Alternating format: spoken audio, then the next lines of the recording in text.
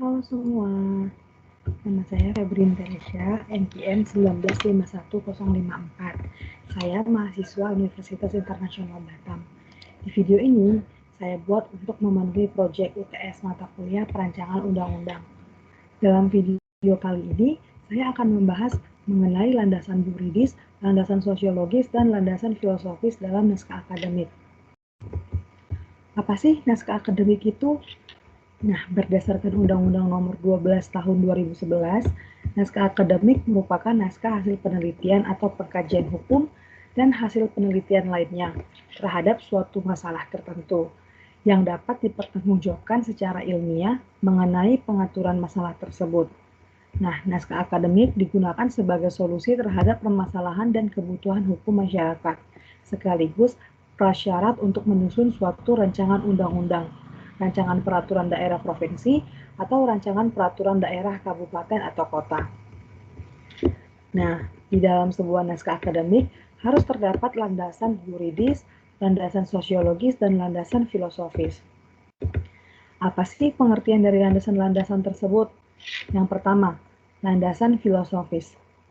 Landasan filosofis merupakan pertimbangan atau alasan yang menggambarkan bahwa peraturan yang dibentuk mempertimbangkan pandangan hidup, kesadaran, dan cita hukum yang meliputi suasana kebatinan, serta falsafah bangsa Indonesia yang bersumber dari Pancasila dan pembukaan Undang-Undang Dasar Negara Republik Indonesia tahun 1945 atau UUD 1945. Yang kedua, landasan sosiologis. Landasan sosiologis merupakan pertimbangan atau alasan yang menggambarkan bahwa peraturan yang dibentuk untuk memenuhi kebutuhan masyarakat dalam berbagai aspek. Landasan sosiologis sesungguhnya menyangkut fakta empiris mengenai perkembangan masalah dan kebutuhan masyarakat dan negara. Kemudian ada landasan yuridis. Landasan yuridis merupakan pertimbangan atau alasan yang menggambarkan bahwa peraturan yang dibentuk untuk mengatasi permasalahan hukum atau mengisi kekosongan hukum dengan mempertimbangkan aturan yang telah ada, yang akan diubah atau yang akan dicabut. Gunanya itu untuk menjamin kepastian hukum dan rasa keadilan masyarakat. Landasan yuridis menyangkut persoalan hukum yang berkaitan dengan substansi atau materi yang diatur, sehingga perlu dibentuk peraturan perundang-undangan yang baru. Beberapa persoalan hukum itu antara lain peraturan yang sudah ada ketinggalan, atau peraturan yang tidak harmonis atau tumpang tindih. Nah, jenis peraturan yang lebih rendah dari undang-undang sehingga daya berlakunya lemah. Peraturan yang sudah ada tetap tidak memadai atau peraturannya memang sama sekali belum ada. Kemudian kita akan membahas apa sih landasan yuridis, sosiologis, dan filosofis dalam naskah akademik rancangan undang-undang tentang ketahanan keluarga. Yang pertama, landasan yuridis. Landasan yuridis dalam naskah akademik rancangan undang-undang adalah bahwa dalam peraturan perundang-undangan yang mengatur urusan keluarga masih parsial dan belum dapat memenuhi kebutuhan masyarakat, sehingga diperlukan undang-undang yang mengatur ketahanan keluarga secara komprehensif sesuai dengan perkembangan dan kebutuhan hukum masyarakat sebagaimana diamanatkan dalam Konstitusi Undang-Undang Dasar Negara Republik Indonesia. Nah, landasan yuridis tentang ketahanan keluarga ini bersumber kepada Undang-Undang Dasar Undang-Undang Dasar Negara Republik Indonesia tahun 1945. Pengaturan ketahanan keluarga bermaksud untuk mewujudkan amanat konstitusi Undang-Undang Dasar Negara Republik Indonesia tahun 1945 terkait dengan hak warga negara yang termaktub dalam pasal 28B, pasal 28C, Pasal 28G ayat 1, Pasal 28H ayat 1 Undang-Undang Dasar Negara Republik Indonesia tahun 1945. Kemudian ada landasan sosiologis. Apa sih landasan sosiologis?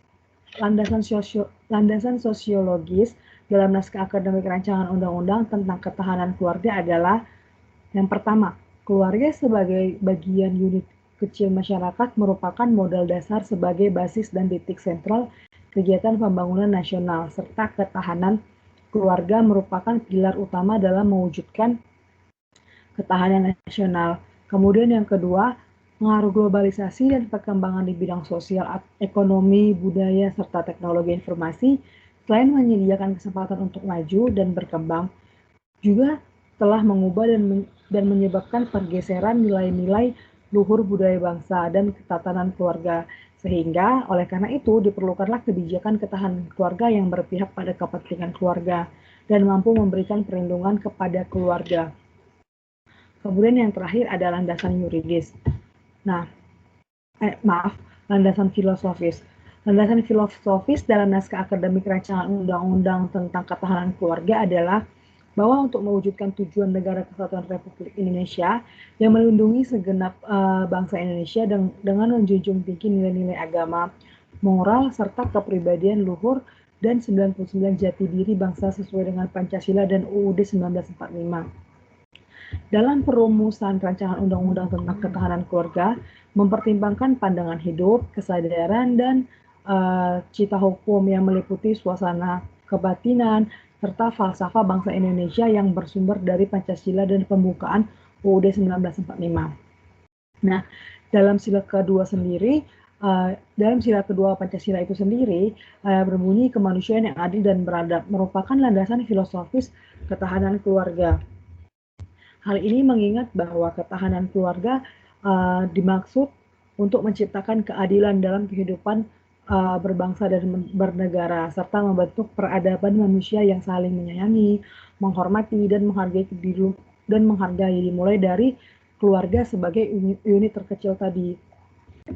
Menurut pandangan hidup, kesadaran, dan cita hukum bangsa Indonesia berdasarkan Pancasila, keluarga merupakan karunia Tuhan Yang Maha Esa, serta karunia Tuhan Yang Maha Esa kepada seluruh rakyat Indonesia yang wajib disyukuri keberadaannya. Wujud dari rasa syukur itu adalah bahwa keluarga harus diperhatikan dengan sebaik-baiknya untuk kepentingan pembangunan